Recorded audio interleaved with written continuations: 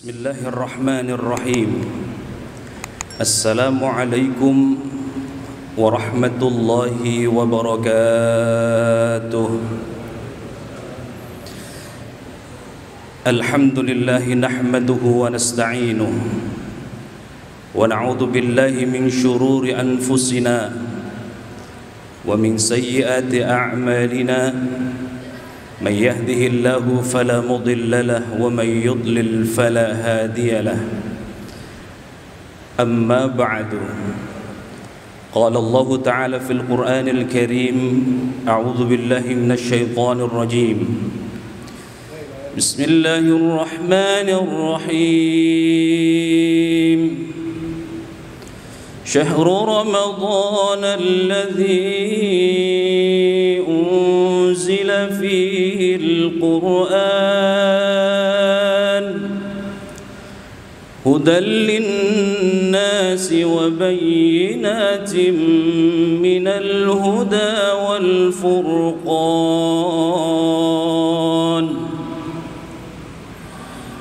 وقال النبي صلى الله عليه وسلم عن أبي هريرة رضي الله عنه قال النبي صلى الله عليه وسلم من لم يدع قول الزور والعمل به فليس لله حاجة في أن يدع طعامه وشرابه.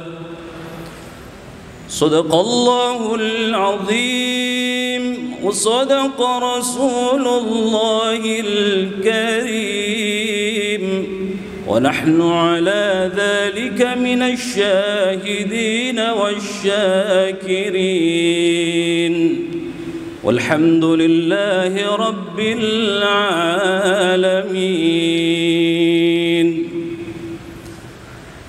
Hadirin ma'asyiral muslimin, jamaah salat tarawih Masjid Fathullah yang dimuliakan Allah, shaimin shaimat rahimakumullah.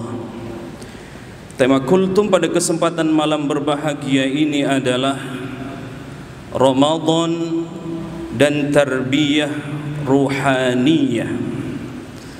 Hadirin shaimin shaimat yang dimuliakan Allah Subhanahu wa taala, ketika kita membincang Ramadan, maka tidak terlepas dari dua dimensi. Apa dua dimensi itu hadirin yang dimuliakan Allah?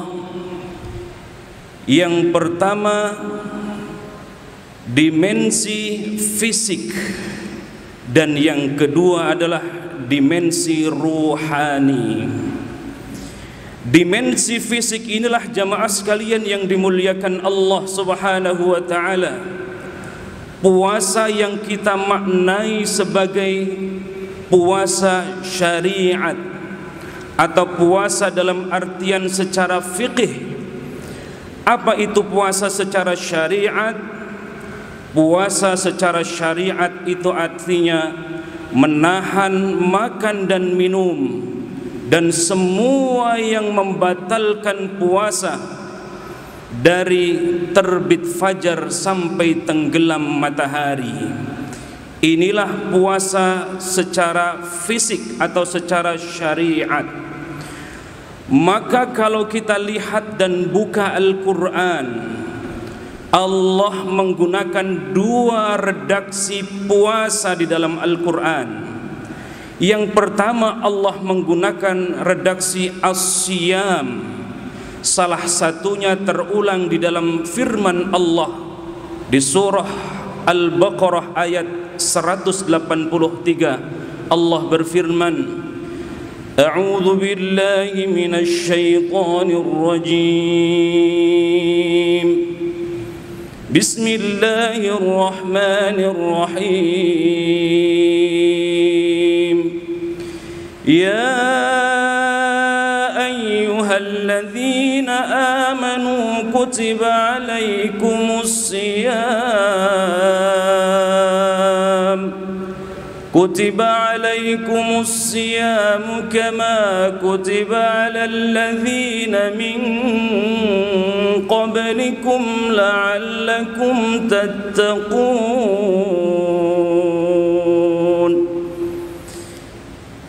Di ayat ini, shaimin shaimat jamaah sekalian yang dimuliakan Allah, Allah menggunakan redaksi as-siyam. As-siyam di sini maknanya puasa secara syariat. Bisa jadi kita sudah berulang kali menemui puasa Ramadan. Setiap tahun Ramadan mendatangi kita, entah sudah puluhan kali kita bertemu dengan Ramadan. Kalau hari ini kita sudah usianya 50 tahun, kalau hitung dari baligh kita 10 tahun, berarti kita sudah bertemu dengan Ramadan. Puasa secara syariat sudah 40 kali. Kalau hari ini kita usianya 60 tahun, maka kita sudah bertemu dengan Ramadan. Puasa secara syariat sudah 50 kali bertemu dengan Ramadan. Inilah makna puasa secara fisik. Apakah puasa kita tingkatannya ini yang digambarkan oleh Al-Imam Al-Ghazali? Puasa itu tingkatannya ada puasa am, ada puasa khas, ada khawasul khawas. Mungkin anak kecil itulah puasa yang umum. Bisa jadi dia menjalankan ibadah sahur bersama di rumah tangganya. Begitu di siang hari dia buka di tengah hari. Ini bisa jadi puasanya orang yang am, orang yang awam. Na'udzubillah min dalik, kalau masih usia kita sudah usia 20 tahun, 30 tahun, 40 tahun, apalagi di atas 50 tahun. Amaliyah puasanya model ini, na'udzubillahi min dalik. Ada puasa orang khas, orang yang khusus. Mudah-mudahan kita di sini masuk derajat ini atau bahkan di atas itu. Khawasul khawas, puasanya orang yang lebih khusus lagi. Inilah yang akan kita coba urai jamaah sekalian yang dimuliakan Allah. Puasa atau tarbiyah ruhaniyah dalam puasa Ramadan kita. Maka ada makna yang kedua di dalam redaksi Al-Quran. Allah menggunakan redaksi saum. Kalau tadi yang pertama Allah menggunakan redaksi as-siyam yang maknanya puasa secara syariat. Yang kedua, makna puasa, redaksi puasa yang kedua adalah menggunakan redaksi saum. Inilah yang seperti terulang di dalam firman Allah, inni nazartu lirrahmani sauman. Inilah yang terjadi kepada Siti Maryam ketika dituduh sebagai wanita pezina, ketika terusir dari kampung halamannya, ketika Siti Maryam terusir dicaci maki. Apakah Siti Maryam membalas? Tidak, jamaah sekalian yang dimuliakan Allah. Siti Maryam justru berucap, inni nazartu lirrahmani sauman. Karena Siti Maryam sedang berpuasa, maka puasanya tidak membalas. Meskipun dicaci maki, meskipun diusir dari kampung halamannya, tetapi dia tetap istiqomah. Inni nazartu lirrahmani sauman. Dia menyerahkan semuanya kepada Allah Subhanahu wa taala. Dia bukan hanya memuasakan mulutnya, tetapi mampu memuasakan seluruh anggota tubuhnya. Inilah makna puasa yang disebut dengan tarbiyah ruhaniyah. Dan ini juga hadirin yang dimuliakan Allah, shaimin shaimat yang berbahagia, yang disinggung oleh baginda Nabi Muhammad sallallahu alaihi wasallam 14 abad yang lalu. Kata Nabi, man lam yada' qaula az-zur wal 'amal bihi falaysa lillahi hajjah fi ay yad'a ta'amahu wa syarabahu, rawahul Bukhari.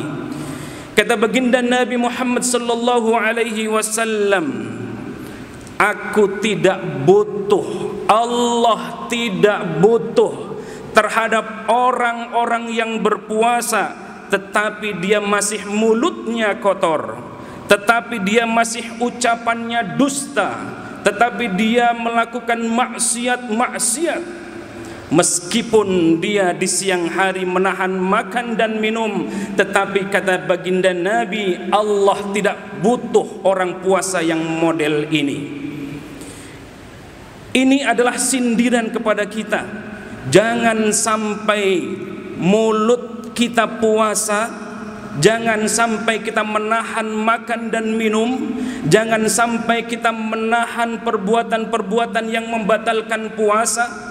Tetapi na'udzubillahi min dalik, mulutnya tidak pernah terjaga, telinganya mendengar masih maksiat-maksiat, detak jantung bukannya zikrullah, tetapi justru bagaimana dia menundukkan orang lain, mendolimi orang lain, kakinya masih dia langkahkan kepada tempat-tempat maksiat. Na'udzubillahi min dalik. Di hadis yang lain jamaah sekalian yang dimuliakan Allah, yang diriwayatkan oleh Ibnu Majah, Ad-Darimi, Imam Ahmad dan Al-Baihaqi, kata baginda Nabi, "Rubba sa'imin laisa lahu min siyamihi illa al-ju' wa rubba qa'imin laisa lahu min qiyamihi illa as-sahr." Berapa banyak orang yang berpuasa, na'udzubillahi min dzalik, dia tidak mendapatkan pahala puasanya kecuali hanya menahan lapar dan dahaga. Dan betapa banyak kata baginda Nabi Muhammad sallallahu alaihi wasallam, dia melakukan qiyamu Ramadan tetapi bukan mendapatkan pahala qiyamu Ramadan, sebagaimana baginda Nabi mengingatkan, man qama ramadhana imanan wahtisaban ghufira lahu ma taqaddama min dhanbih. Siapa yang mendirikan qiyamu Ramadan dengan landasan iman dan mengharap ridha Allah Subhanahu wa taala, maka orang yang model ini diampuni oleh Allah Subhanahu wa taala dosa-dosa yang lalu. Tetapi hadis yang tadi saya bacakan menyindir kita, sekaligus memberikan peringatan keras kepada kita. Betapa banyak orang yang berpuasa tetapi bukanlah mendapatkan pahala dari Allah Subhanahu wa taala, tetapi hanya justru dia hanya mendapatkan lapar dan dahaga. Betapa banyak orang yang menjalankan qiyamul lail, qiyamul Ramadan, termasuk menjalankan salat tarawih, tetapi na'udzubillah min dalik, bukannya mendapatkan ampunan Allah Subhanahu wa taala, bukannya mendapatkan pahala dari Allah Subhanahu wa taala, yang dia dapatkan justru lelah, yang dia dapatkan justru rasa ngantuk belaka. Na'udzubillahi min dalik. Di hadis yang lain yang lebih keras lagi, baginda Nabi mengaminkan 3 hal. Salah satunya adalah bu'dan, kata baginda Nabi, liman adraka Ramadan falam yufarlah. Bu'dan, celaka. Bagaimana mungkin orang yang berpuasa, bagaimana mungkin orang yang menahan lapar, haus dan dahaga, tetapi disebutkan oleh Nabi bu'dan, celaka dia. Kenapa dia celaka? Karena Ramadan mau berakhir. Ramadan berakhir. Hari ini kita sudah memasuki malam yang ke-23 Ramadan.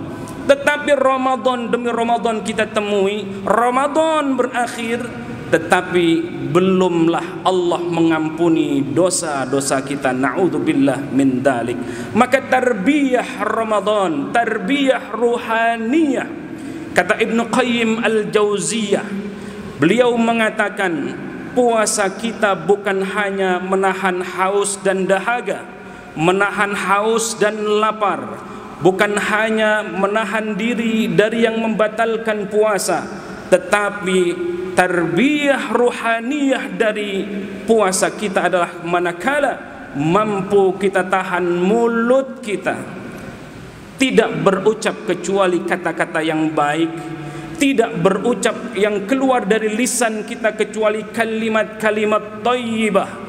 Tidak ada yang terbersit di dalam hati kita, dalam qalbu kita, kecuali zikrullah. Detak jantungnya, detak jantung zikrullah. Di otaknya hanya husnudzon kepada Allah Subhanahu wa taala. Kakinya dia langkahkan untuk tujuan-tujuan yang baik, sehingga inilah yang diharapkan oleh Allah Subhanahu wa taala sesuai yang difirmankan oleh Allah di dalam surah Al-Baqarah ayat 183, la'allakum tattaqun. Puasa kita ini insyaallah membentuk pribadi-pribadi orang yang bertakwa kepada Allah Subhanahu wa taala, dalam artian imtithalul awamir wajtinabun nawahi. Orang yang ketika barometernya dia menjalankan semua perintah Allah dengan upaya yang luar biasa, menjaga semua yang diperintah oleh Allah, syariat Allah, dan dengan daya dan upayanya menjauhi dari semua yang dilarang Allah Subhanahu wa taala, sehingga Ramadan yang syahrut tarbiyah, Ramadan yang jami'ah rabbaniyah, universitas Allah terbesar ada di bulan Ramadan. Sehingga Ramadan ini istimewa karena bulan Ramadan diturunkan Al-Quran. Maka insya Allah orang-orang yang beramal di bulan Ramadan juga akan dimuliakan oleh Allah Subhanahu wa taala. Semoga semua yang kita lakukan, amalan-amalan saleh kita diterima oleh Allah Subhanahu wa taala, dan mari kita gapai malam Lailatul Qadar yang lebih baik daripada 1000 bulan. Wal afu minkum wabillahi taufik wal hidayah. Wal afu minkum wallahul muwafiq ila aqwamit thariq. Wassalamu alaikum warahmatullahi wabarakatuh.